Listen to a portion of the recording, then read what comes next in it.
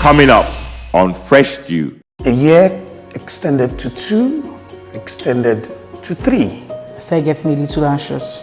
I just wanted the kids to start coming, but they were not forthcoming.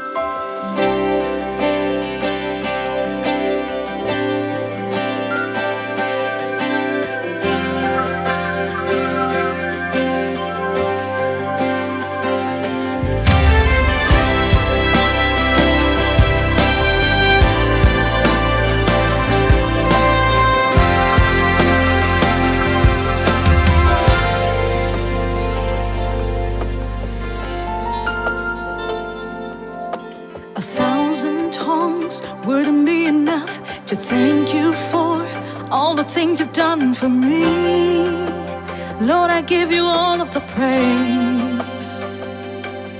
See, 1,000 tongues wouldn't be enough to bless you for all the love you've given to me. Lord, I give you all of the praise. For open doors that came my way and miracles that you keep on giving to me. Lord, I owe you all of me. See, it could have been me out on the streets, but your mercy and your grace didn't let me slip away. Lord, I give you all of the praise. 1,000 tongues wouldn't be enough to thank you for all the things you've done for me. Lord, I give you all of the praise, praise God. 1,000 tongues wouldn't be enough to bless you for all the love you've given to me.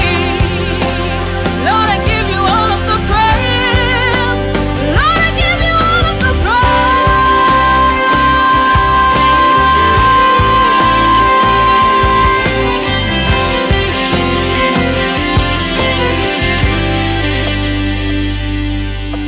1,000 tongues wouldn't be enough to thank you for all the things you've done for me. Lord, I give you all of the praise. See, it could have been me out on the streets, but your mercy and your grace didn't let me slip away. Lord, I give you all of the praise. Praise God. Eternity's too short for me to render all my gratitude.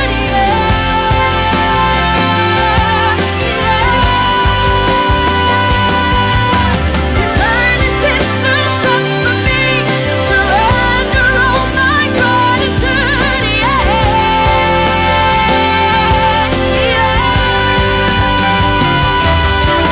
It could have been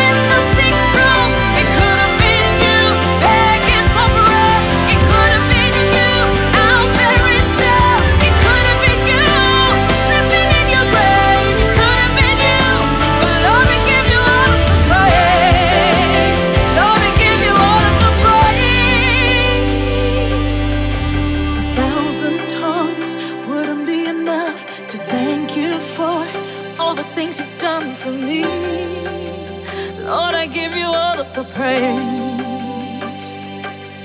See, 1,000 tongues wouldn't be enough to bless you for all the love you've given to me. Lord, I give you all of the praise. Lord, I give you all of the praise.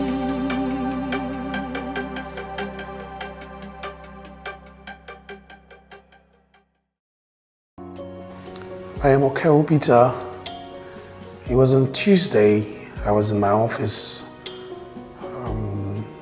trying to clear up a couple of jobs, but I couldn't concentrate because there was a lot of stuff in my head I was trying to resolve.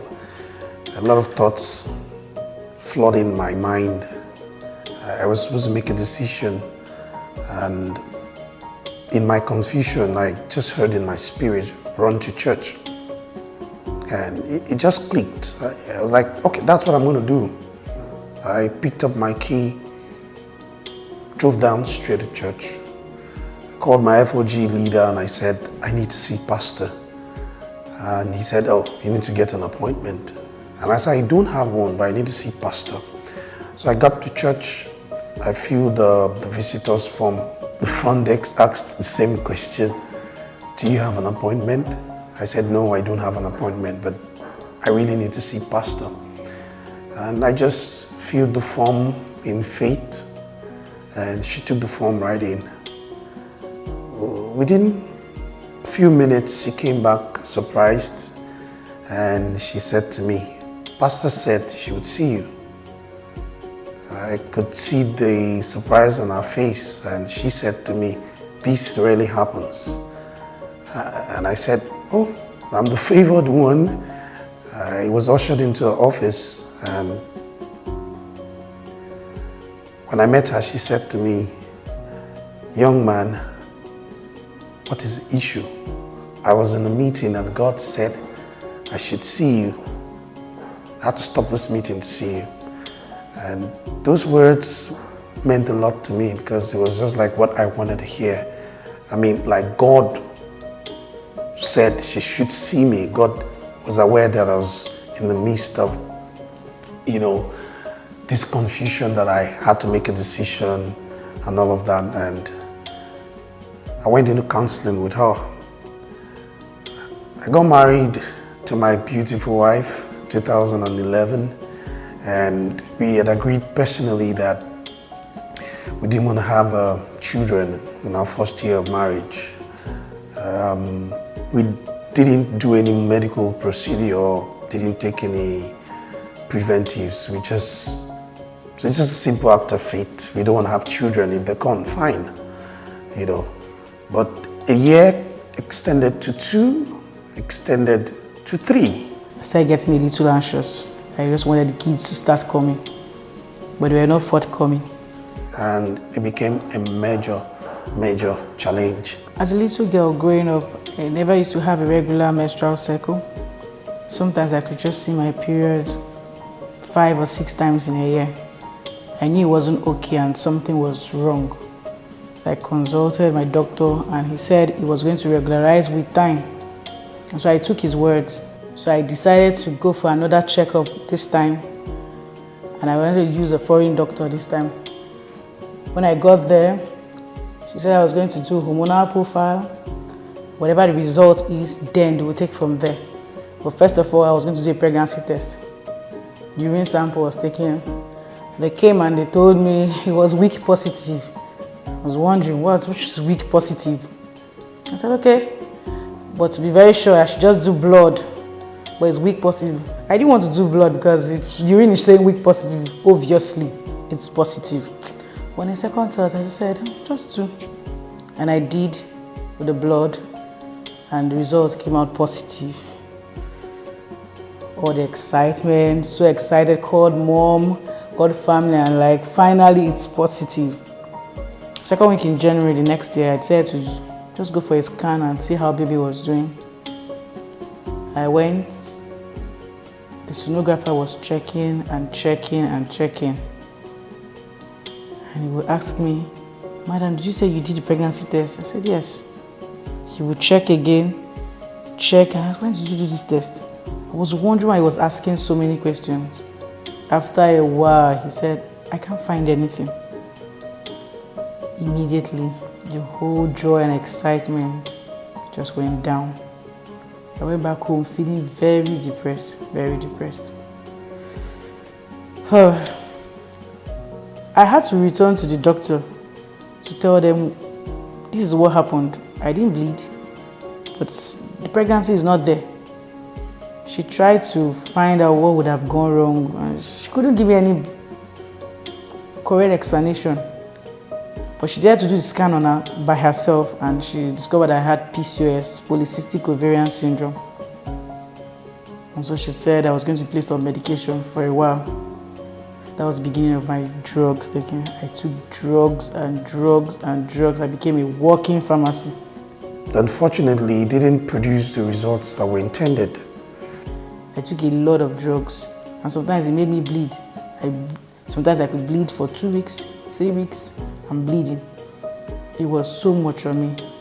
No results coming forth, and we got an advice from family that referred us to a hospital where they had expatriates come in and perform medical procedures in cases like ours. So we went there just to see what they had to say, and 2 procedures were recommended.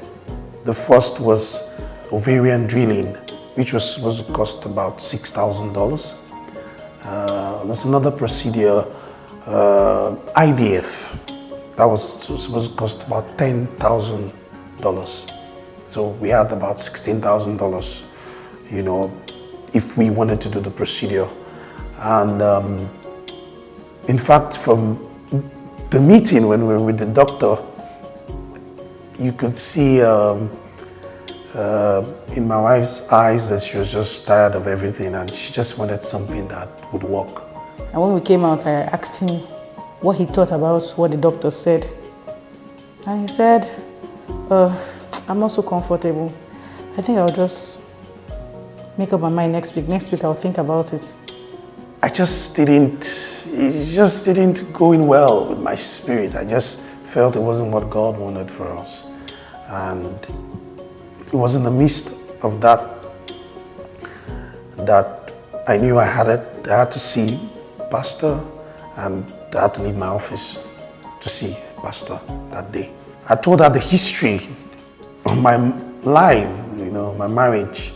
We're having challenges in our marriage and a lot of issues, and not having a child more like worsened the whole thing. You know, I told her about the procedure that we wanted to embark on, and I had to sign that very day. And she listened so closely, didn't say a word, you know, and she said to me, "Where is your wife?" And I said, "I really can't tell." She said, "Call her." And he called me to come down immediately. Oh. And I rushed down to the office. Pastor saw us. That was the first time I was actually having a close contact with her. We were in Pastor's office for 3 hours, and she kept talking. In the midst of that, my wife wept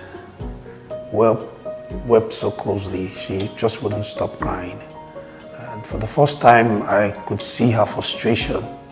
You know, I could see what she had been through. I mean, I was looking at a woman who had gone through a lot in 3 years, just trying to have a baby, you know. Pastor held her close and she wept on Pastor's shoulders and she counseled. She said there was nothing wrong in doing the procedure. All she felt was wrong was with my approach. She wanted me to have enough faith to go in there and that it was going to be successful. Not just go in and say, let me just try. So she said, will I just calm down and allow us work on my faith? God was going to do it. And for the first time, I really felt calm. She recommended some messages for us.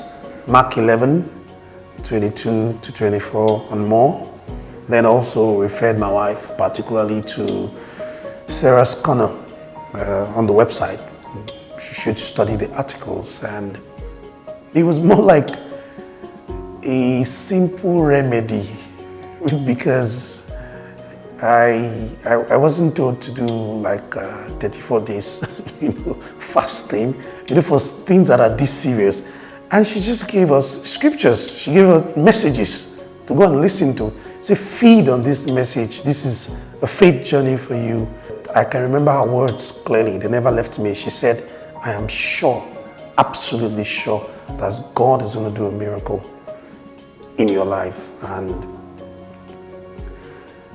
it was so liberating to hear those words. We left her office charged up. It was like, we're plugged into electricity, receiving those words. And right then, went to the audio media department, got the message booked, and we listened to that tape over and over and over. It was a blessing to us. So the journey began. She was working closely with us. I remember most of the nights we broke bread in prayer.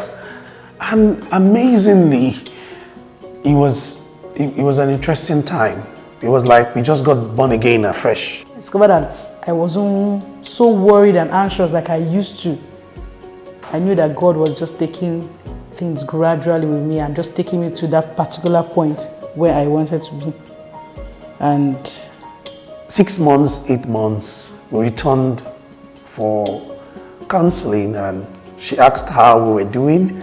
We said we're doing well, and she asked if we still wanted to go ahead with the procedure. We said no, we're going to wait on God.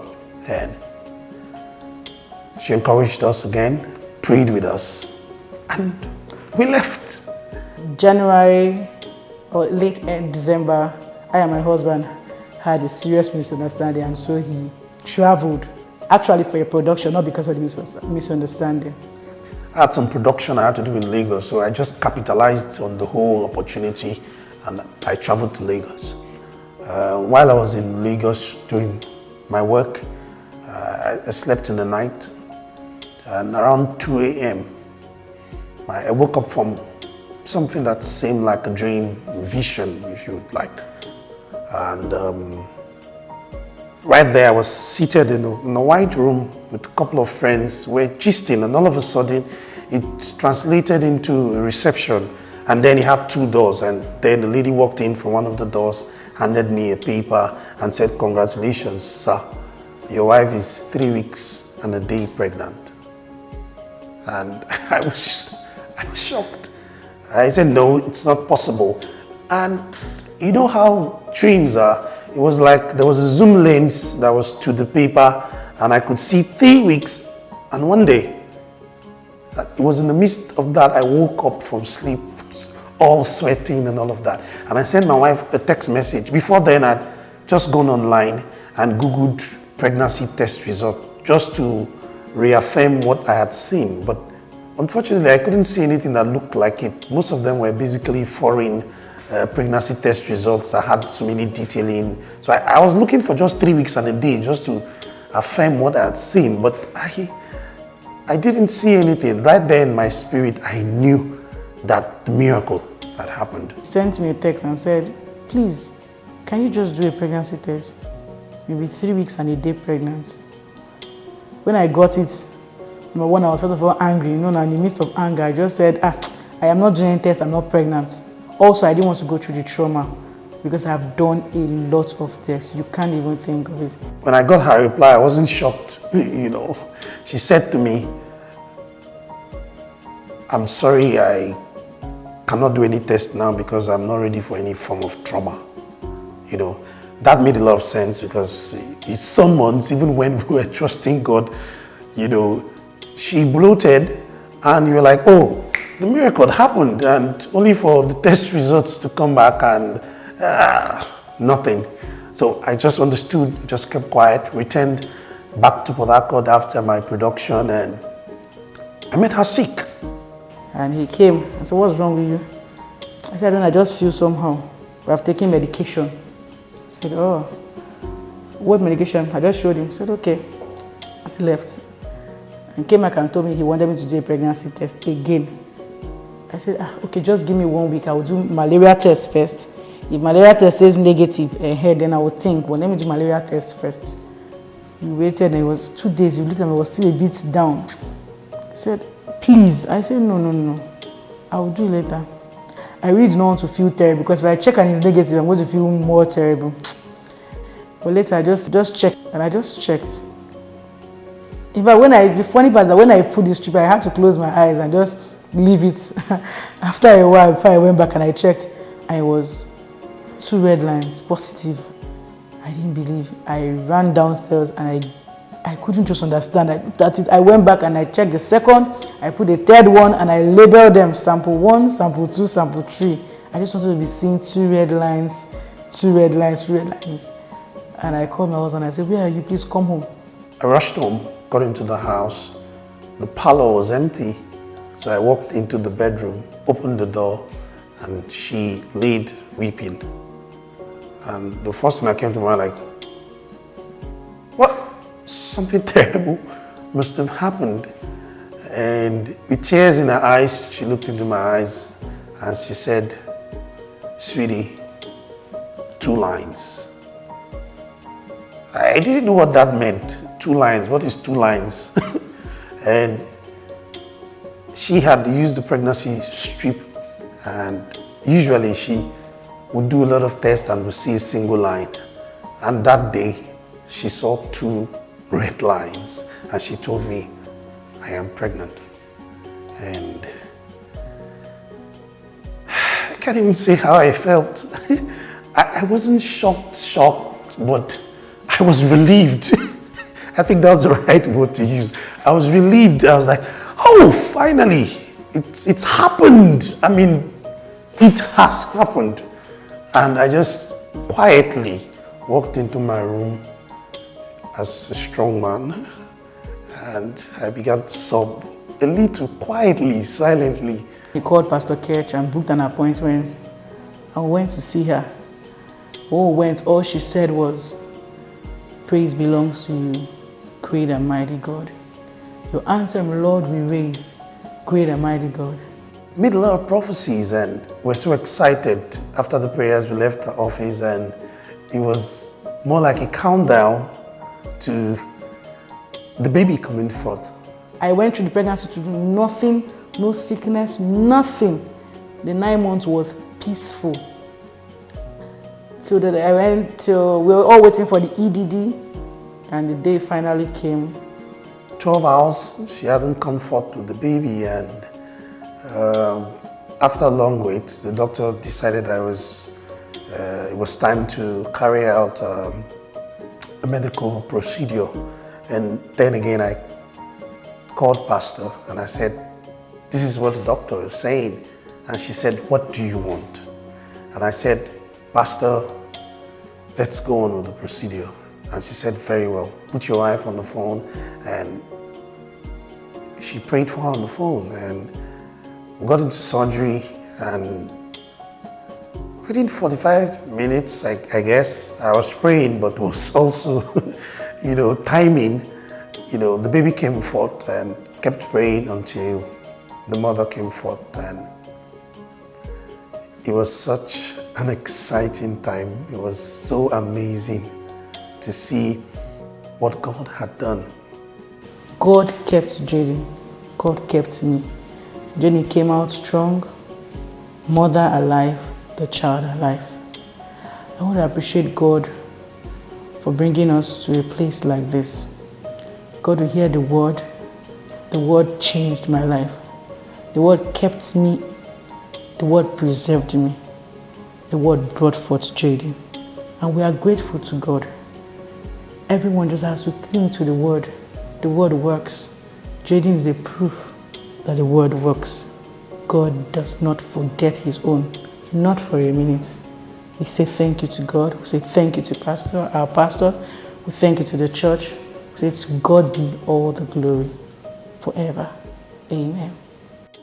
child of God, real faith. Real faith is the God kind, and it is in God. It's time for you to step into the God kind of faith, child of God. Who are you believing? I encourage you this day, commit your health into His hands. Commit your future into His hands. Commit your marriage into His hands. Commit your wealth and your abundance and your finances. Commit your career into His hands. That which you have committed into God's hands, He's able to keep. Stand firm and stand strong. Stand persuaded in your faith, the God kind of faith. That is real faith. When there seems to be a storm, or there seems to be a problem, or there seems to be an unsavory situation in your life, it is simply an opportunity for your faith. If you can only believe, the impossible will become possible in your life.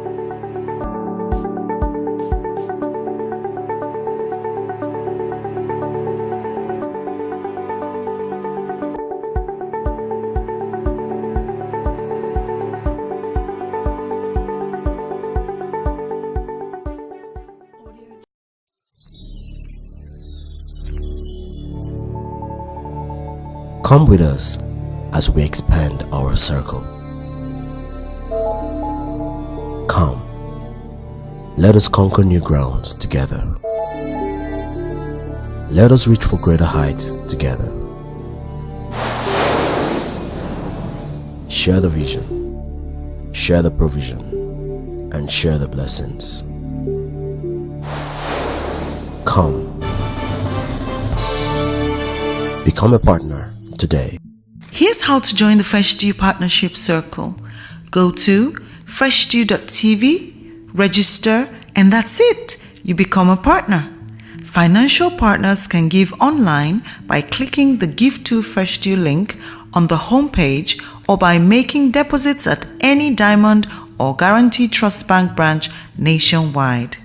The Freshdew account numbers are Diamond Bank 000-212-2097, Guaranteed Trust Bank Naira 003-756-3810, 022-437-0935 for the dollar account, and 022-437-0959 for the British pounds account. Visit freshdew.tv or call 0700 Freshdew for more details.